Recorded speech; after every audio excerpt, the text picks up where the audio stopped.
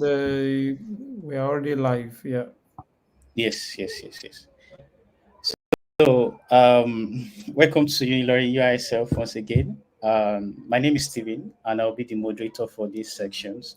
So, obviously, these are our live streams, and I'm hopeful everything goes well. And really, I'm very excited about this section, right? With me, I have H.O. Lawal, as is popularly known. He's a scholar by excellence and one of the alumni in Unilori. So, if you are in the chat, you can just drop how excited you are about learning about studying in Finland. Drop some comments or your reaction. So, by the end of these sections, we believe we should be able to have handful of information around studying in Finland. HLI1 is a scholar and he won a scholarship that earns him like to study in Finland and in Germany as well.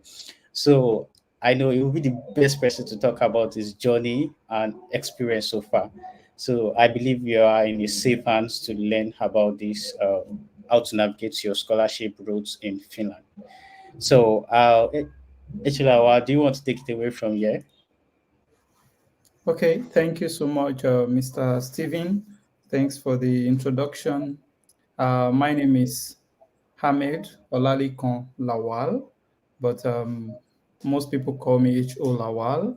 And I am a student in Finland and also in Germany. I'm studying a double degree master's in educational sciences at the University of Turku in Finland and also University of Regensburg in Germany. So, without wasting much of our time, I'm here to talk about the journey to study in Finland, just like you can see. And I will try to make it very detailed and at the same time, but brief. So, the first, it started when I was 7 in Abia State, and I started to search about scholarships abroad. So my focus was based on getting scholarships in UK, US, and some other countries like that, not even Finland. So, but as God wants it, I finally found myself in Finland.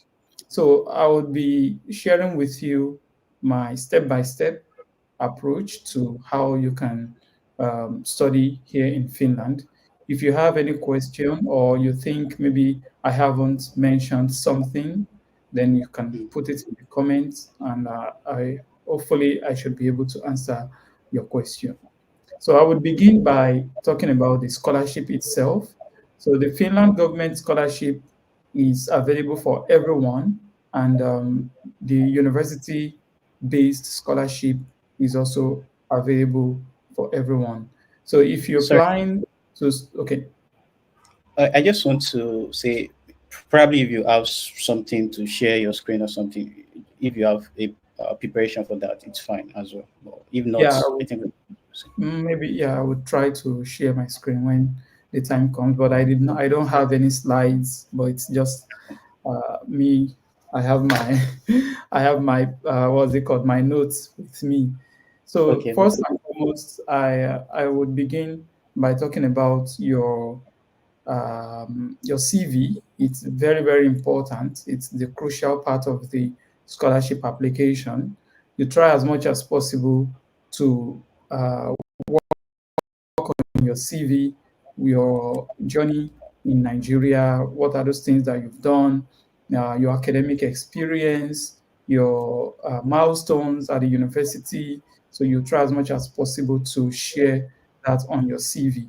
Then your work experience is also very important on your CV. So you try as much as possible, but this will be dependent on the program you are applying for. So if the program you're applying for requires maybe a little bit of work experience, then you have to put your work experience in related field in on your CV. Then for you to also be to have a higher chance of getting scholarships, you should also try as much as possible to add your voluntary experience, like what are those things you have done in the community where you are based. So I remembered I added, I think, my activities while I was serving and also while I was working as a teacher in Nigeria. So those are the relevant things that you need to put on your CV. You don't need to, on your CV, you don't need to put your date of birth, you don't need to put your, uh, maybe your gender. Most of this personal information are not necessary this time around. So what you need is your name, your email address, your phone number, and your house address. Yeah, you need your location, your house address. So those are the major personal information you should put. So Your house your religious background, your what's it called, your date of birth, all these are not really necessary on the CV.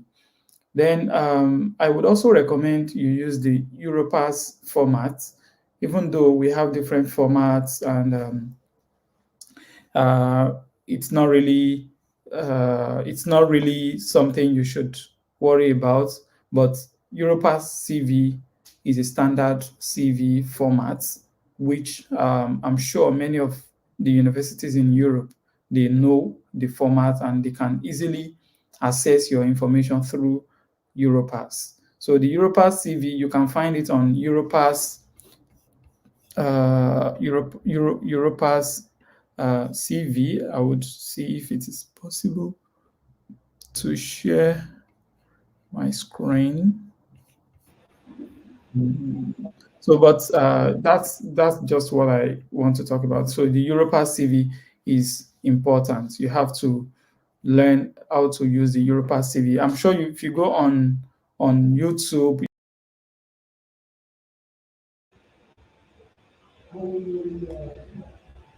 I think it drops off. Um,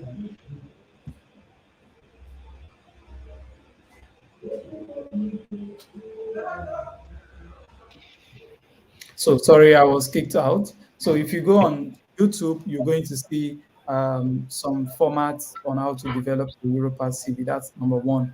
Then another document you would need to put together is your motivation letter or your statement of purpose. So we have what is called um, SOP, which is or statement of intent. So this is another document you would need in some of these applications. So you have to demonstrate your your skills in the SOP. You have to demonstrate your academic background in your SOP and some other research experience you had that you want the university to put into consideration to see in you that you are qualified. But not all programs would ask for motivation letter, but you should get ready that you might be writing a motivation letter. And I would also recommend that if you know anyone, maybe who has graduated, who is in in the higher institution, or somebody who who you know has the ability to review your CV for you. It's not necessary that the person must be a scholar in a university, or the person can just be a lecturer, or anybody who you trust can review your motivation letter and your CV for you. So I would recommend you give it to somebody, because telling somebody to review your CV for you is a good way to update your CV and to put it on your motivation letter and to make it stand out. So that's number two. Your motivation letter is very, very important. Then the next document you need is your transcript. So your transcript, most of the universities in Finland ask for transcripts. They don't really ask for certificates. I didn't submit my University of Ilorin certificate while I was applying to Finland. I submitted my transcript. So if you haven't got your transcript from the University of Ilorin transcript and record department, important you get your transcripts, and then you have to rename your transcripts, your documents, your motivation letter, your CV. You have to rename them as your name, your surname, and the title of the document. So this guideline, you would find it on the website of whichever university you are applying for. I'm going to talk about how to apply to these universities as well. Then after you get your transcripts, one other document you would need is your language proficiency.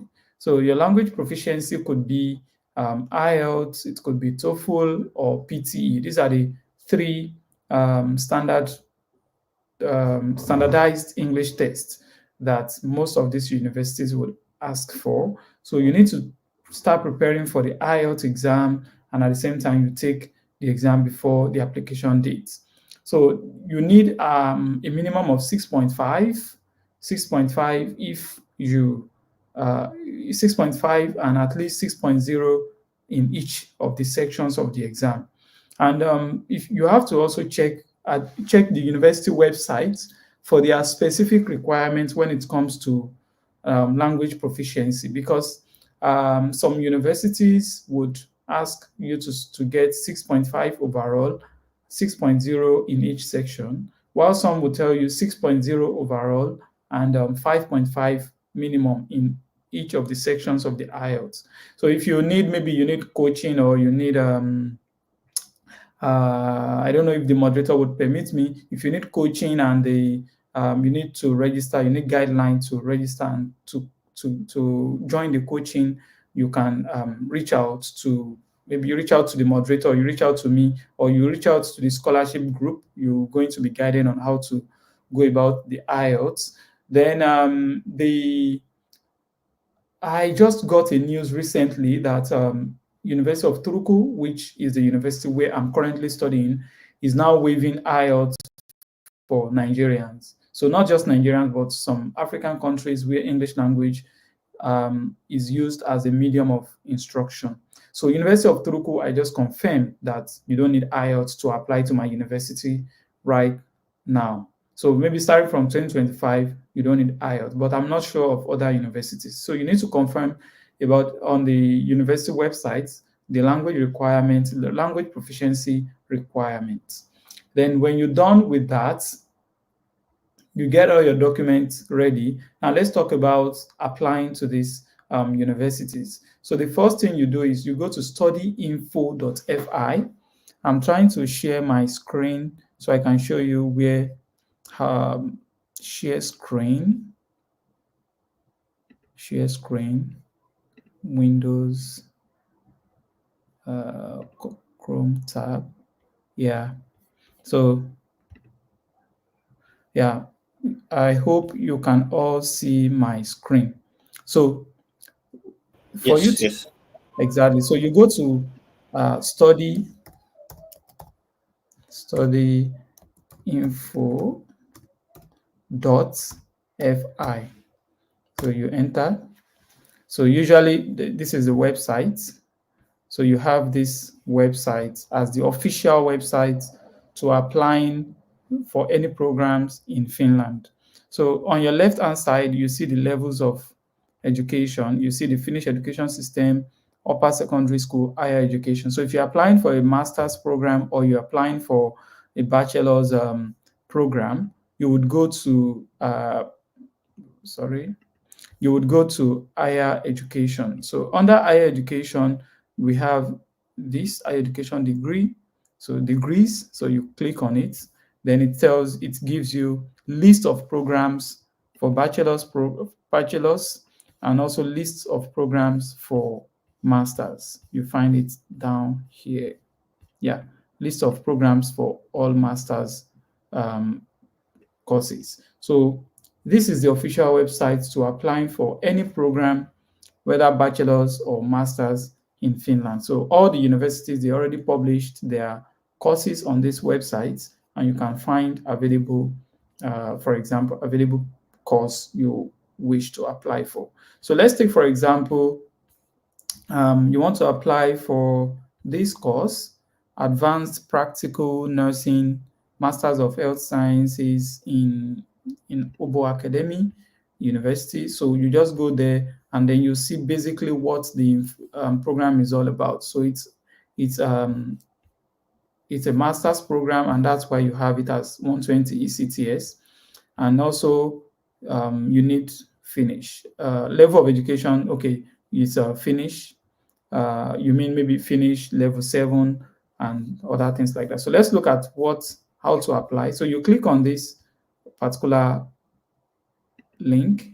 Then when you click on the link, you see detailed of this program. So this program is in English, so this is good for you. And then it's a contact teaching, so it means you have to be in Finland, even though they have distance teaching. But if you're applying for this, make sure you check that it is the contact teaching you're applying for, and it's a 2 year program. So another important thing is to look at if the university has scholarship. So if the university has scholarship, you would see the percentage of the scholarship they have here.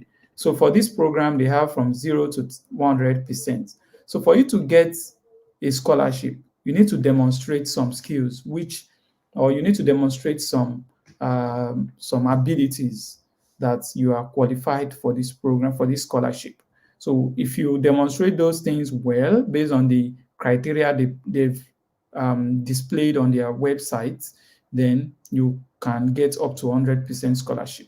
So if they also maybe see some of these skills they display on their website in you, maybe they give you a partial scholarship like 50%, 75% or thereabout. But usually the tuition is 10,000 euros, which is a huge amount of money. So what you do is that you can see here the application begins next year, which is January 8th, 2025. And then you see that the places of study is just 15. Generally, university in Finland, they don't accommodate a lot of students in the class.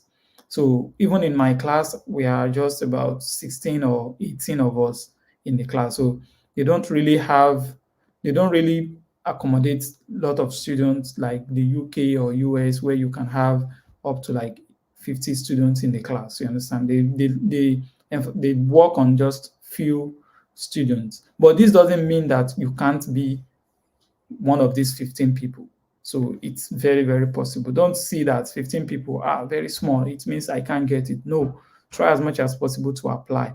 So you read about the assessment criteria, the eligibility criteria for this program. So you go through this information here.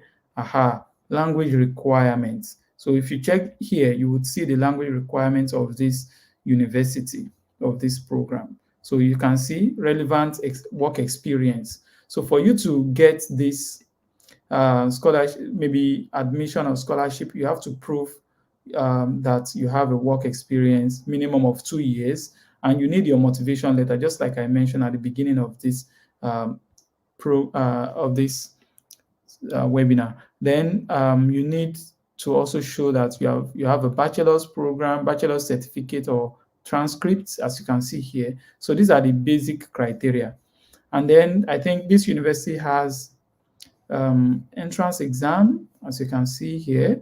So maybe they would ask you to take entrance exam. Okay, there is no entrance exam, but here they say that your CV would be put into consideration. Your CV and your motivation letter will be put into consideration, and everything has to be in color and PDF. Okay.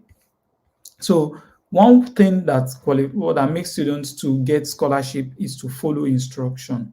So you have to abide by their instruction.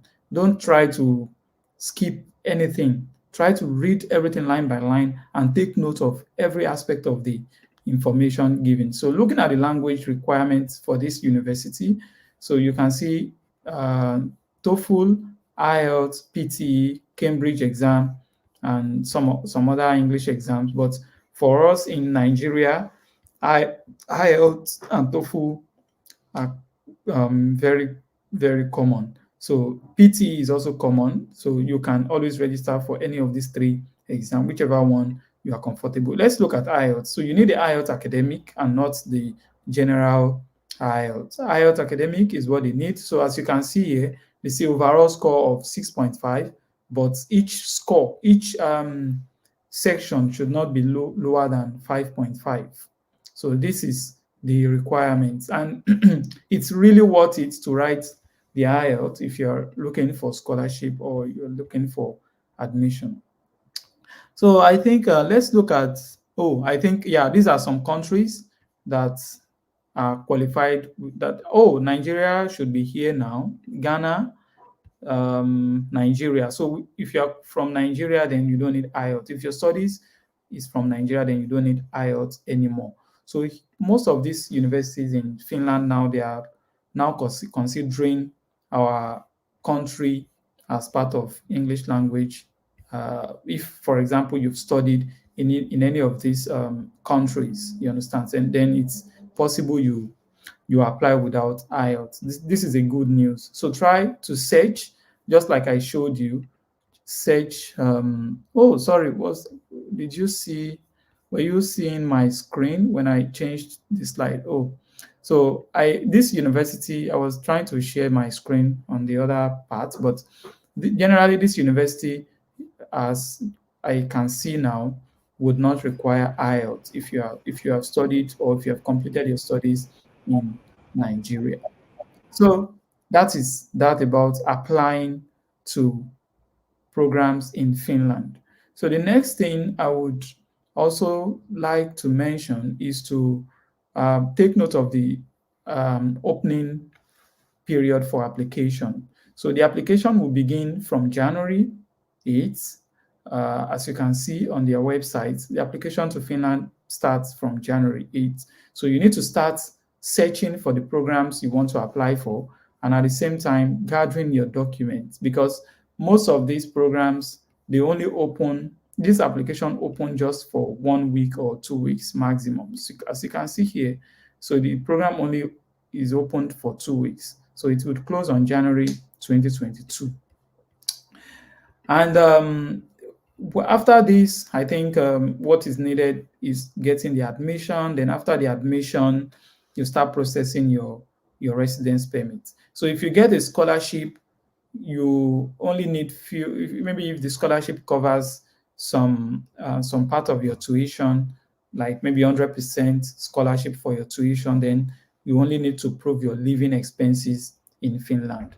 So I think this short webinar on how to apply to Finland studies is helpful. If you have any question, please, moderator, can you please share the questions with me so I can I can try to answer some of these questions. Thank you. Yes, thank you very much. Thanks so much for the insightful presentation so far. I mean, it's quite informative about knowing how to go about this application process. Yeah, there are a few questions here, and they are quite important, right? So OJ asked that is there a maximum amount of page the CV should be? Yeah, for academic CV, there is no maximum number of page, but whatever you'll be putting on the CV should be relevant to the program you're applying for. So it's possible you have like 5, 6, 7 CVs, depending. So you have each CV for each program you're applying for, like different CVs for different programs. Because if you're applying for a program in, for example, biomedical technology, and then you're applying for another program in chemistry, so you might need to add some things in biomedical technology program, like on your CV, to show that you have experience in that field. So, but for chemistry, maybe some of this may not be relevant. But the basic thing is that if the program are related, you can still use the same CV to submit for the submissions. But if the programs are different, totally different, then maybe you have to consider the most important information you should put on your CV. So there is no minimum requirement for academic CV. I mean, numbers of pages for academic CV. Okay. Thank you very much, sir. Thank you. I think that really answers the questions for OJ. So, like you mentioned, like the CVs are being created using Europass. I think Mhm. on Europass website there are different templates that can be used. Uh, I don't know if you can just maybe talk about the like after you fill in your details on the Europass, maybe you can even like download, edit, and make sure it's nicely formatted. Of course, when they download it, I think the format are great. But maybe you can want to talk about after uh, the candidate fill their details on Europass and making sure the relevant details are there. Yeah, exactly. So when you Europass at first, if you've not used it before, you're going to encounter a lot of challenges, and you might find it very difficult to go about. But it's just all about you doing it yourself, trying to understand the website, trying to understand how to use it. If there is nothing you don't understand, something you don't understand, just go on YouTube. You see a lot of people, they already made videos on how to use the Europass, and it has different templates truly, but you can just choose any templates you wish, but just make sure you choose a template that is very simple, that is not too Yeah. complicated, and maybe the font is not too small. Maybe you use the medium size, because there is small, medium, and large. So you might not use the large one, but the medium size is good. You might not even need to put the logo on every page of the CV. Just the first page, the logo might be great on the first page and not all the pages. Then you need to put a professional picture. Don't put a picture where you the background is not plain. Try to look for a picture where the background is plain and use it as your profile picture on the Europass CV. Yeah, thanks so much, Scholar Laura. So really, I think also it's all the square back to following information. So picture is very important. It's not just like you taking a selfie; it's to appear professionally. Not So, yeah, exactly. When I exactly. when I submitted my application, though I wasn't putting on tie in that CV, but I tried to at least snap picture with somebody's iPhone, and then I Yeah, used it to do my profile picture. Something that would show just your head and yeah, your ears, and maybe maximum to the shoulder level. So you don't need to show the whole body, or just your face is what they need to say that yeah. okay, this person is, yeah. And also, I think some program will require like you don't add your picture. They don't want to see your pictures on the CV. So Yeah, they if exactly, you need to look at the requirements of the program. If they tell you not to add pictures, then it's important not to put your picture. If they tell you not to put your contact details, just try to read most of the universities, they don't care if you put your picture or not. So if you don't want to put your picture, then it's not important. But only if they tell you to put the picture, then make sure that the CV is also in color, not black and white. So, as mentioned in the application, try to use you're not printing it out, but converting it in PDF. You're converting the CV in PDF format. Yeah. yeah. No, thank you very much, sir. So we have these questions by Makajola. He said like, please can you expatiate completely difference between the Finland government scholarship and the school scholarship program, that is the 50%, 75%, 100% scholarship. What is the application process like? Yeah, for the Finland government scholarship, there is no separate application for scholarship. It is when you are applying, you're going to see a question like, um, "Do you want a scholarship?" That's the funny question. They will ask you, "Do you want a scholarship?" And then you tick that box. There is a box beside. Then you tick the box that you want a scholarship. So then sometimes some programs will tell you, "Do you want Finland government scholarship?" and or you want the university-based scholarship. So if I were you, I would tick the two. But the thing is that you might have some questions to answer. You understand? If you want the Finland government scholarship, they might tell you to answer some questions, or they might tell you to update some documents.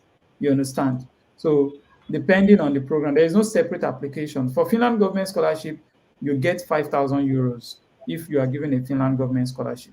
But for university-based scholarship, you only get the tuition for free, and you won't get 5,000 euros. So as at this year, I don't know what is happening next year. Okay. Okay. So I hope that answers your question. So it's two separate scholarship, but you are not applying for them, like writing, so to say, essay. So maybe based on the application, though, so you can either apply for the school program scholarship and or the Finland government So scholarship. on the website, when you are applying, there is always a box that To you tick. tick. Okay. So Okay. if you did not read that thing very well, if you did not see that box and tick that box that you want a scholarship, then they won't consider you for scholarship. But if you want a scholarship, you're going to tick, because not everybody needs scholarship. You Yeah. understand? So some people, they just want the admission, they can pay the tuition themselves. So if you want a scholarship, you have to tick that box. But there is no separate application or separate website for that. You might just be asked to submit some documents or to write some motivation letter why you should be considered for the scholarship. So that's just it. I think almost everyone here needs a scholarship. So please read the question very well before ticking the box so that you don't think I don't want a scholarship. Mhm. Okay. So the next question says, Scholar Ahmed, you didn't talk specifically on the scholarship that you won. I think this personal that gave you the opportunities to study in Germany and Finland. Can you shed more light on it? Okay, thank you so much. My program is educational sciences. At the beginning, I studied English in the English and Education in the University of Ilorin, and now I'm studying educational science. You can see it's related; that they have some relationship. So the program is on University of Turku website. I'm hopeful that it should still be there. So University of Turku, and when you are applying, the program has two um, different what's it called, classification. There is double degree option and there is single degree option. So if you want single degree, you apply for the single degree. But if you want double degree, you're going to get both Finland and Germany. You understand? So I applied for the double degree option. And when you apply, they will tell you to write another separate motivation for the university in Germany, University of Regensburg in Germany. So you're going to submit that motivation, or I think they would also tell you to talk about why you want to take the double degree. All these are just like motivation letters, statement of intent, and all like that. So when you submit it, then the university would select those that are qualified for the double degree option. You understand? Because the double degree option, they only give, my own university, as at this year and last year that I applied, it's only opened for 5 students out of the total number of students. Five Wow. students would get the double degree option to study in Germany. So it's like an Erasmus program, and you're going to get Erasmus grant for that. So you're not going to get, it's not a big amount of money like that. It's not a huge amount of money. It's not even up to the 5,000 euros for the Finland government scholarship, but it's just like a support to to study in Germany. So you're going to get the money when you are in Germany to pay your accommodation and some other things like that.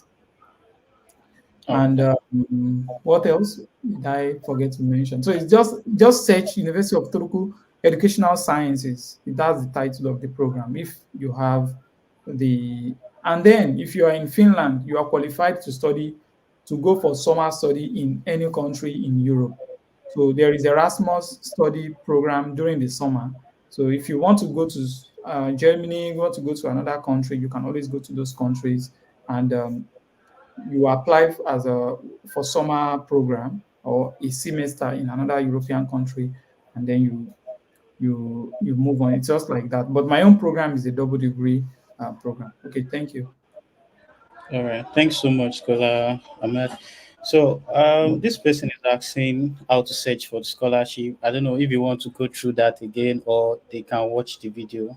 over Yeah, after. I would just tell the person to go to studyinfo.fi, or maybe after this session, the person should watch the video how I've explained on how to apply. Maybe the person joined us late. Okay. Oh, yes, they did. Yeah. So I think they had issues with their network. So please, you can just watch the part where you share the screens and talk about how to search for the scholarship again, just to save us time. The next Yeah. question here is asking particularly about motivation letter serving as SOP. Like, does it serve the same purpose? Yeah. Motivation letter, SOP, statement of intent, they are the same, but what makes them to be different is what the university asks you to write on. You understand? So if they say motivation, some university will tell you statement of purpose. So describing why you should get this admission or why you should get this scholarship, describing your some experience you have. They would give you some guideline on on what they want you to write. You understand? So motivation letter, statement of purpose, I don't see any difference in them. Some would ask you to write based on your reason to be considered for that program. You understand?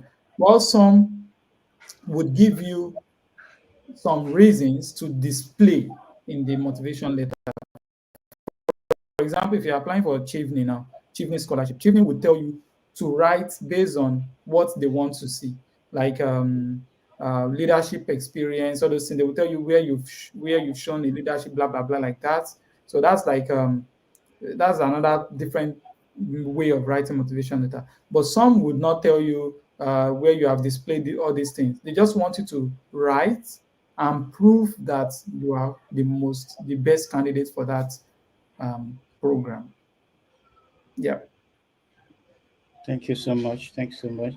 Another question that follows that is, what is the length of motivation letter? I don't write more than one page. If your Wow. motivation letter is more than one page, then you are writing you are writing something else. I don't write more than one page, and I don't write more than 5 paragraphs. So your first paragraph would be your introduction, your body paragraph, and then the last paragraph will be your conclusion. So your first paragraph, you describe yourself, describe your qualification and why you are applying for this program in introduction. The second paragraph, you talk about your academic qualification and experience and your milestones. Usually in that second paragraph, if I graduate with first class, I will mention it there. If I graduate with top in my class, I will mention it in that second paragraph. I would show that I have academic experience, strong academic background in that second paragraph. Then in the third paragraph, I will talk about my maybe my research experience. So research experience in terms of, okay, even my master's thesis, why I chose that topic and how that topic is related to my what's it called? Is related to my course that I'm applying for. Then the next paragraph, I will talk about how I want to go about my studies, why I'm choosing the university. I can see that, okay, University of Turku has in their department. University of Turku, University of Turku lecturers. Maybe you mention one or two lecturers. It's very important. I would always mention one or two lecturers that is currently working on the same research that I am interested in. And then I would show why he is the best, he is fit to be my supervisor while I'm studying. That is the third paragraph. Then the last paragraph, I'm going to summarize and then mention that I'm strongly looking forward to get a scholarship. So I always put it there that I'm strongly looking forward to.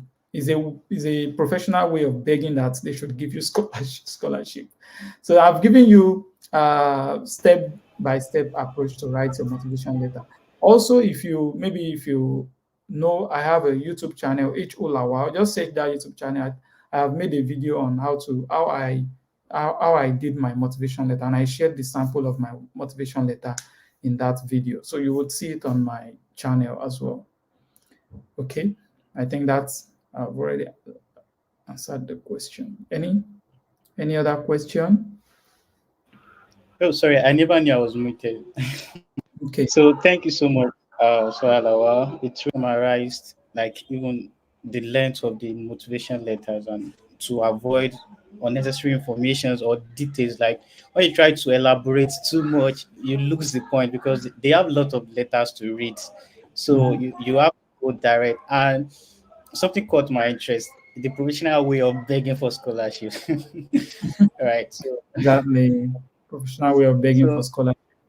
yeah, I guess we are wrapping up, but one question just popped up now. He said, how do we submit any document to prove our years of working experience? Yeah, How do we submit? if the university requests for certificate of employment, then you need to provide certificate of employment from your previous workplace during the application. Or sometimes the university would give you extra time, maybe for 2 weeks or 3 weeks deadline after the application to submit all these documents. Any other documents you need to, they will provide you with the link to upload it, and that's all. Thank you so much. Thanks so much, sir, for this section so far. I'm very sure, like, people that have been able to ask questions, they find it insightful, and people that will be watching this, even after this section, they will be able Mm. to get valuable lessons. Yeah. And Echulawa has a YouTube channel, and it's a very robust like information you need to even apply to schools in Europe and other countries as well. So you can check his channels or like just search for Echulawa. Is that correct? Yeah, H.O. is Yeah. the H.O. Yeah, just search for it and you find lots of videos, CVs, motivation letters, and all of that in details. And we are very glad to have him as an alumni at UISL. So that Exactly. is like you have So access then to. I also want to mention that they should subscribe to this channel, to this UISF channel, just for others in from University of Ilorin to also get, because when you subscribe, it Yeah. gives another person the chance to see that channel, and when you Mm. share as well, people would get to know about the channel and to subscribe, and then we build this community of scholars. It might be your turn tomorrow to come and talk about your experience. Maybe by this time next year, I hope that many of you watching me would be in Finland or in any country where you want to study. So this is a good way to start. You can always share the information, subscribe to the channel, and then we grow together. That's the goal. Thank you very much. So I know like the application period for Finland start between December January. So I would just like to probably you have like a word of advice for someone that is interested in exploring Finland graduate school. What do you think they should start doing? Just like a word of advice to conclude the Yeah, section. what I would say is that if you are hoping to study in Finland, everything starts now. Try to read about the programs. Try to search about those programs you are interested in. Get a notebook or something where you can take note of all all the criteria for each of these programs, and then what are the things you need. Then you open your laptop or whatever you're using to start creating space and documents for each of these stuffs. And then I would also advise that you apply to more than one universities. Try to apply for as many as possible. I think you can apply to up to 6 universities in Finland, and then uh, if one is not coming, the other would come. So that is the goal. And then be open. Try to search. Do everything as early as possible so that you can always submit on time and not on the last day.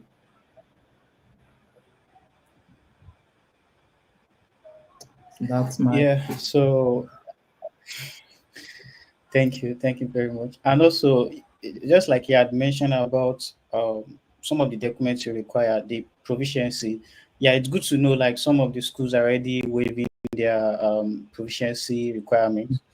But check, and if you are required to submit, this is a good time to start preparing. I mean, so he has videos again that put you through it, so you can watch that and reach out in case you have for that question.